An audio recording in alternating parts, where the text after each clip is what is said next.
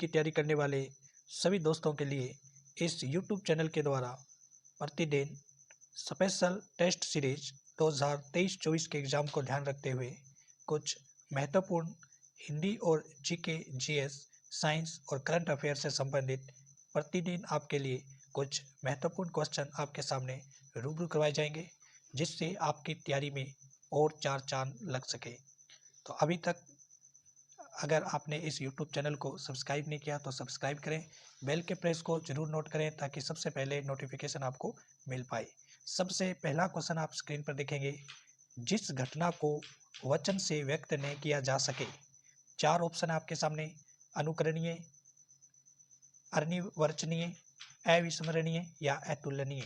तो जिस घटना को वचन से व्यक्त नहीं किया जा सके उसको क्या कहते हैं? तो इसका सही जो आंसर रहेगा वो रहेगा अनिर्वचनीय। बी नंबर ऑप्शन इसका बिल्कुल करेक्ट आंसर है, बी नंबर। उसके बाद नेक्स्ट क्वेश्चन है स्क्रीन पे, जो प्रमाण द्वारा सिद्ध न हो सके। जो प्रमाण द्वारा सिद्ध न हो सके उसको क्या कहेंगे? अचिंतनीय, अद्वितीय, अप्रमेय या अर्वचनीय। तो जो प्रमाण के द्वारा सिद्ध नहीं होता उसको क्या कहते हैं? तो इसका ऑप्शन नंबर डी सही रहेगा, अप्रमेय इसको कहते हैं। क्वेश्चन नंबर 3 है आपके सामने, जो कम बोलता हो उसको क्या बोलते हैं? मितभाषी, अपभाषी, मर्दभाषी या कटुभाषी। तो जो कम बोलते हैं उनको बोलते हैं मितभाषी। चौथा क्वेश्चन है स्क्रीन पे, जो उचित समय पर न हो। सामायिक, असामयिक, काल्पनिक या कल्पनाजन्य। तो इन चारों में से कौन सा ऑप्शन सही होगा? तो चारों में से ऑप्शन नंबर बी सही होगा इसका। जो उचित समय पर न हो उसको बोलते हैं असामयिक। सारे शरीर की हड्डियों का ढांचा। हमारे शरीर की हड्डियों का ढांचा, उसको क्या शरीर की हड्डियां कहते हैं, कंकाल कहते हैं, हड्डी का ढांचा बोलते हैं या मांसपेशी बोलते हैं? तो 5 का जो ऑप्शन बी सही रहेगा, कंकाल उसको कहते हैं। क्वेश्चन नंबर 6 जो काफ़ी इंपॉर्टेंट है और इस प्रकार के क्वेश्चन कई बार एग्जामिनर डायरेक्ट पूछ लेता है। आप जब भी रीजनिंग में पढ़ते हैं तो आप 4 दिशा के बारे में बात करते हैं, उत्तर, दक्षिण, पूर्व, पश्चिम। तो इन चारों में के बीच में जो एंगल्स बनते हैं, कोण बनते हैं, वो बिल्कुल आपको अच्छी तरह से ध्यान होनी चाहिए। यहाँ आपसे क्वेश्चन पूछा गया है कि पूर्व और उत्तर के बीच की दिशा का कोण कौन सा है? ईशान कोण, वायव्य कोण, पश्चिम कोण बोलते हैं या ऋत्य कोण बोलते हैं? तो इन 6 में से 6 का जो आंसर रहेगा वो ऑप्शन नंबर 1 रहेगा, इसको बोलते हैं हम ईशान कोण। बिजली की तरह चमकने वाला क्या विद्युतगामी होता है, विद्युत प्रभ होता है, आकाशवर्ती होता है या जाजुल्यमान होता है? तो जो बिजली की तरह चमकते हैं उनको बोलते हैं विद्युत प्रभ। बी नंबर ऑप्शन इसका बिल्कुल सही आंसर होगा। जिसने इंद्र पर विजय प्राप्त की हो। जो इंद्र पर विजय प्राप्त करता है उसको क्या इंद्रजय बोलते हैं, इंद्र विजय बोलते हैं, इंद्रजीत बोलते हैं या इंद्रजीता बोलते हैं? तो चारों में से कौन सा इसका सही ऑप्शन है? तो सी नंबर बिल्कुल सही इसका, इसको बोलते हैं इंद्रजीत। आधे से अधिक लोगों की मिलकर एक राय। आधे से अधिक लोग मिलकर एक ही राय दे तो उसको क्या अल्पमत बोलते हैं, सहमत बोलते हैं, बहुमत बोलते हैं या जनमत बोलते हैं? तो इसका सी नंबर ऑप्शन बिल्कुल सही रहेगा। आधे से अधिक लोग अगर एक ही पक्ष में होते हैं, उनकी एक ही राय होती है तो उसको हम बोलते हैं बहुमत। क्वेश्चन नंबर 10 आपकी स्क्रीन पे है। 10वां क्वेश्चन है कि जिसका दमन करना कठिन है। जिसका दमन करना कठिन होता है उसको क्या दुर्बोध बोलते हैं, द्रष्टव्य बोलते हैं, दुर्दम बोलते हैं या दुर्गम बोलते हैं? तो जिसका दमन करना कठिन होता है उसको बोलते हैं दुर्दम।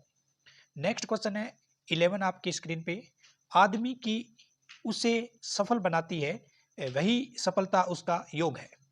मतलब क्वेश्चन का लहजा ये है कि आदमी की उसे जो सफल बनाती है वही सफलता उसका योग है। इससे मिलता जुलता आंसर इसमें से कौन सा है? इस पंक्ति से जो मिलान कर रहा है, शुभ मुहूर्त, नतीजा, दीपक रोशनी, लगन, लंगन या ताजा सामान। तो इसका जो सही आंसर होगा वो ऑप्शन नंबर सी सही रहेगा, लगन। और एक लगन आपने देखा पूरा लिखा हुआ है और एक आधा गै लिखा हुआ है, ये सी नंबर ऑप्शन इसका बिल्कुल सही रहेगा। निम्न में से कौन सा शब्द अनेकार्थी शब्द है? तो अंक, दोस्त, कबूतर या परिवार। तो इसका ऑप्शन नंबर ए सही रहेगा। अंक जो है वो अनेकार्थी है। अनेकार्थी शब्द का मतलब ये होता है कि जिसके बहुत से अर्थ होते हैं, एक से ज्यादा अर्थ होते हैं, उनको अनेकार्थी शब्द बोलते हैं। अंक यहाँ पे एक अनेकार्थिक शब्द प्रस्तुत करता है। नेक्स्ट क्वेश्चन है स्क्रीन पे 13। व्यक्ति के जीवन में सम होनी चाहिए, उसके व्यवहार में सम होना अति आवश्यक है। अब आप देखेंगे कि दोनों में सम लिखा हुआ है। डिफरेंस यहाँ क्या है कि एक में इसने से जो है वो सलगम वाला यूज किया है और एक में से जो है वो सलेटी वाला यूज किया है। जब हम सलगम को यूज करते हैं मैं के साथ जो सम बोलते हैं, और जब सलेटी वाले को यूज करते हैं तो दोनों में क्या अंतर होता है, क्या दोनों में कुछ अंतर होता है, वही आपको इस क्वेश्चन के तहत बताना है। तो आप देखेंगे इसका ऑप्शन नंबर सी सही होगा। जब हम सलगम वाले से को मैं के साथ यूज करते हैं तो उसका अर्थ होता है शांति, और जब हम स्लेटी वाले से को मैं के साथ यूज करते हैं तब इसका अर्थ होता है समान। नेक्स्ट क्वेश्चन है 14 स्क्रीन पे। ऑफिसर ने कर्मचारियों को फाइल लाने को आदेश दिया। तो इसका मतलब क्या है, छोटे को बहकाना, अपने कर्मचारियों की अवज्ञा करना, आज्ञा पालन करने के लिए कहना, अपने से छोटों को डांटना। तो ऑफिसर ने कर्मचारियों को फाइल लाने को आदेश दिया है, तो इसका मतलब क्या है, तो इसका मतलब है आज्ञा पालन करने के लिए कहना। शमशेर बहुत ही विदुर व्यक्ति है, अवशेष है कि वह विदुर है। तो शमशेर बहुत ही विदुर व्यक्ति है, तो यहाँ इसका क्या अर्थ है, सन्यासी, पंडित है, ज्ञानी ज्ञानी है जिसकी पत्नी मर गई हो, या ज्ञानी जिसकी पत्नी मर गई हो। तो इन चारों में से कौन सा इसका सही आंसर है। तो शमशेर बहुत ही विदुर व्यक्ति है, वो सन्यासी और पंडित से यहाँ रिलेशन रखता है। नेक्स्ट क्वेश्चन है स्क्रीन पे। अमृत का अर्थ निम्न में से क्या नहीं है। अमृत को मोती बोलते हैं, स्वर्ण बोलते हैं, इज्जत बोलते हैं, जल बोलते हैं। तो चारों में से कौन सा सही आंसर नहीं होगा। तो अमृत जो है वो स्वर्ण भी होता है, इज्जत भी होती है, जल भी होता है, लेकिन मोती जो है वो अमृत का अर्थ नहीं लेता। नेक्स्ट क्वेश्चन है स्क्रीन पे आप देखेंगे 17 नंबर क्वेश्चन स्क्रीन पे है। निम्न में से शब्द युगम का सही अर्थ नहीं है। शब्द युगम का मतलब होता है दोस्तों, जब हमारे पास दो मिलते जुलते शब्द दिए होते हैं लेकिन वो अर्थ में अलग होते हैं। अगम, यहाँ इसका अर्थ दिया है दुर्लभ, और आगम उत्पत्ति, अनल अग्नि, अनिल हवा, अपेक्षा इच्छा, उपेक्षा अवहेलना, असक्त मोहित, आसक्त शक्तिहीन। तो डी नंबर जो ऑप्शन है वो बिल्कुल रोंग है, इसका सही अर्थ नहीं है। असक्त का मतलब मोहित नहीं होता, असक्त का मतलब होता है जो शक्तिहीन होता है, और आसक्त का मतलब होता है जो किसी पर मोहित होता है। तो उल्टा इसमें दिया हुआ है, ये इसके आंसर नहीं है। बाकी अगम का मतलब दुर्लभ बिल्कुल राइट है, आगम उत्पत्ति होता है, अनल अग्नि होती है, अनिल हवा होती है, अपेक्षा इच्छा होती है, और उपेक्षा अवहेलना होती है। नेक्स्ट क्वेश्चन है स्क्रीन पे। निम्न में से शब्द युगम का सही अर्थ नहीं है। करी, करी का अर्थ दिया है गज, और कीर का अर्थ दिया है सुगा। तो करी जो है वो यहाँ बिल्कुल करेक्ट आंसर रखती है। करी का मतलब गज होता है और कीर सुगा होता है। चपत तमाचा होता है, और चम्मत गायब हो जाता है। कंज का मतलब कमल होता है, और ये जो ऊपर चंद्र बिंदु वाला कंज है इसका मतलब होता है बेलों का मंडल। ग्रंथ का मतलब पुस्तक, और ग्रंथि का मतलब गांठ। तो ये जो अर्थ है वो यहाँ सही नहीं है। ग्रंथ पुस्तक से संबंधित ये अर्थ यहाँ नहीं है, और ग्रंथि ये जो गांठ होती है ग्रंथि, उसका भी ये अर्थ सही नहीं है। तो ऑप्शन नंबर 4 ये बिल्कुल इनकरेक्ट है। डी नंबर इसका सही आंसर नहीं है। निम्न में से शब्द युगम का कौन सा अर्थ सही नहीं है। कांतार जंगल बिल्कुल सही है, कांतार का मतलब जंगल होता है, और कांता जो होती है वो सुंदर स्त्री के लिए यूज करते हैं। नीर का मतलब पानी, और नीड का मतलब नब्ज। क्या ये इसका सही अर्थ है या नहीं है। ग्रह का मतलब घर होता है, और ग्रह जो नक्षत्र को बोलते हैं, गण या समूह होता है, गण गिनने योग्य। तो नीर जो है और नीड, नीर जो है वो पानी के लिए यूज करते हैं, लेकिन नीड जो है वो नब्ज नहीं होती। तो ऑप्शन नंबर बी इसका इनकरेक्ट आंसर होगा। उसके बाद है क्वेश्चन नंबर 20। निम्न में से शब्द युग्म का कौन सा सही अर्थ नहीं है। जलज कमल और जलद बादल, ये बिल्कुल सही आंसर है इसका। जलज का मतलब कमल होता है, और जलद बादल होता है। जट का मतलब होता है बूढ़ा, और जठर का मतलब होता है पेट, ये भी बिल्कुल सही है। झंझट लड़ाई होती है, और झंझर झंझर को बोलते हैं, झंझर किसी में के अंदर झंझावट पैदा हो जाना। और वेश का मतलब हुलिया, और वेश अधिक नहीं होता, ठीक है ना। वेस जो है वो हुलिया होता है और बेस जो होता है वो अधिक होता है, तो उल्टा अर्थ है। ये ऑप्शन नंबर 4 इसका इनकरेक्ट आंसर होगा। तो अभी तक हमने हिंदी से संबंधित 20 क्वेश्चन आपके सामने रखे हैं। आप भी जरूर कमेंट में लिखें कि आपने कितने सही किए हैं। अगर आप एसएससी जीडी की बिल्कुल अपने मन तन से तैयारी कर रहे हैं तो आप जरूर इसके सही आंसर दे पाएंगे। अगर अभी तक चैनल सब्सक्राइब नहीं किया तो सब्सक्राइब कर लें, बेल के प्रेस को नोट कर लें, ताकि यहाँ से जब भी अच्छी ऑथेंटिक्स वीडियो अपलोड हो तो सबसे पहले आप उसको पढ़ सकें। उसके बाद हम चलते हैं जीके जीएस की तरफ। पहला क्वेश्चन आपके सामने A21, कैस्पियन सागर से संबंधित कौन सा देश नहीं है? कैस्पियन सागर काफी इंपॉर्टेंट सागरों में से एक है और इससे संबंधित क्वेश्चन पूछा जाता है और सीमा का ही क्वेश्चन इसमें ज्यादा बढ़ने की संभावना रहती है। तो यहाँ कुछ देश आपको दे रखे हैं, कजाकिस्तान, तुर्कमेनिस्तान, अजरबैजान, अफगानिस्तान। तो कैस्पियन सागर की सीमा जो है अफगानिस्तान के साथ नहीं लगती। कजाकिस्तान, तुर्कमेनिस्तान, अजरबैजान, इन सभी के साथ इसकी सीमा लगती है। अफगानिस्तान इसका राइट आंसर होगा। ग्रेट स्लेव झील का संबंध किससे है? तो ग्रेट स्लेव झील जो है वो कनाडा की झील है, तो कनाडा इसका सही आंसर होगा। कनाडा झील का संबंध किससे नहीं है? विनिपेग झील, रेडियर झील, ग्रेट स्लेव झील, मिशिगन झील। जो मिशिगन झील है वो केवल यूएसए के अंदर है, अमेरिका के अंदर है, तो इसका कनाडा से कोई संबंध नहीं है। तो ऑप्शन नंबर डी इसका सही आंसर रहने वाला है। उसके बाद है निम्न का मिलान कीजिए। एक तरफ झील दे रखी है, एक तरफ सिटी दे रखी है, टिटिकाका झील, रुडोल्फ झील, लेडोगा झील और आयर झील। तो आप देखेंगे टिटिकाका जो झील है वो है पेरू और बोलिविया में, ठीक है ना। टिटिकाका झील का है पेरू और बोलिविया के अंदर है। रुडोल्फ झील केन्या की है। लोडोगा झील जो है, लडोगा झील वो रूस की है और आयर झील जो है ऑस्ट्रेलिया की है। इस तरह से आप जब इसका मिलान करेंगे तो आपका जो सही आंसर आएगा वो ऑप्शन नंबर 1 इसका करेक्ट आंसर होगा। निम्न में से कौन सा कथन सही नहीं है? मिशिगन झील केवल अमेरिका से है और बेकाल झील विश्व की सबसे गहरी झील है। तो दोनों ही कथन यहाँ पे सही है। मिशिगन झील केवल यूएसए में, ये बात बिल्कुल सही है। बेकाल झील विश्व की सबसे गहरी झील है, ये भी बात बिल्कुल सही है। तो कोई यहाँ पर गलत नहीं है, तो डी नंबर इसका बिल्कुल सही आंसर रहने वाला है। उसके बाद है विश्व की सबसे लंबी मीठे जल की झील कौन सी है? विश्व की सबसे लंबी हो और जल उसका मीठा होना चाहिए, तो कौन सी झील है वो आपको बतानी है। तो देखते हैं इसके ऑप्शन आपके सामने यहाँ रखे हुए हैं। कौन सी झील है? कैस्पियन सागर झील, बेकाल झील, टांगानिका झील या सुपीरियर झील। तो कौन सा इसका राइट आंसर होगा? तो इसका राइट आंसर है जो ऑप्शन नंबर डी जो है, सुपीरियर झील जो है वो विश्व की सबसे बड़ी मीठे पानी की झील है। कंचनजंगा पर्वत शिखर की ऊंचाई कितनी है? कंचनजंगा आपको पता होगा कि भारत की दूसरी सबसे ऊंची चोटी है यहाँ पे, और भारत में सबसे ऊंची चोटी कंचनजंगा है। आपने क्या गौर से मेरी बात को सुना? मैंने क्या बोला? भारत की दूसरी सबसे ऊंची चोटी कंचनजंगा है और भारत में सबसे ऊंची चोटी कंचनजंगा है, और कंचनजंगा की जो ऊंचाई है वो 8,598 मीटर है। ऑप्शन नंबर सी इसका बिल्कुल सही आंसर रहेगा। निम्न में से किस चोटी का संबंध भारत के साथ नहीं है? काफी अच्छा क्वेश्चन है एग्जाम की दृष्टि से। Godwin Austin, Nanda Devi, Annapurna, Kanchenjunga. तो इन चारों में से जो सही आंसर होगा वो अन्नापूर्णा होगा। अन्नापूर्णा का संबंध नाम देखने से हम मात खा सकते हैं कि ये भारत में होगा कहीं, लेकिन ये नेपाल हिमालय का भाग है। अन्नापूर्णा चोटी भारत के साथ इसका संबंध नहीं है। बाकी गोडविन ऑस्टिन K2 भारत की सबसे ऊंची चोटी है, कंचनजंगा दूसरी सबसे ऊंची है, नंदा देवी तीसरी सबसे ऊंची चोटी है। धौलाधर चोटी का संबंध किस देश से है? एक बात अच्छी तरह से आप कहीं नोट करके लिख लें। धौलाधर और एक है धौलागिरी। धौलाधर जो चोटी है वो भारत के हिमाचल प्रदेश से संबंध रखती है और धौलागिरी जो चोटी है वो नेपाल की है। तो दोनों को अच्छी तरह से ध्यान रखें। धौलागिरी नेपाल में है और धौलाधर भारत के हिमाचल प्रदेश में। तो इसका आंसर हमें धौलाधर पूछा है, तो भारत इसका सही आंसर होगा।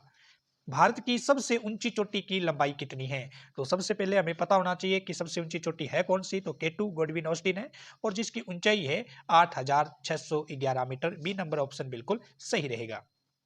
नेक्स्ट क्वेश्चन है, निम्न में से कौन सी राशि में दिशा व परिमाण दोनों नहीं है? वेग, विस्थापन, आयतन, बल। तो आपको बताने कि चार चार जो आपको दे रखी है राशियां, उनमें से किसके अंदर दिशा व परिमाण दोनों नहीं है? तो वेग में दिशा परिमाण दोनों होते हैं, इसलिए ये सदिश राशि है। विस्थापन भी एक सदिश राशि है, बल भी है, लेकिन आयतन जो है वो एक अदिश राशि में आती है, जिसके अंदर परिमाण तो होता है लेकिन दिशा नहीं होती है। तो सी नंबर इसका बिल्कुल सही आंसर होगा।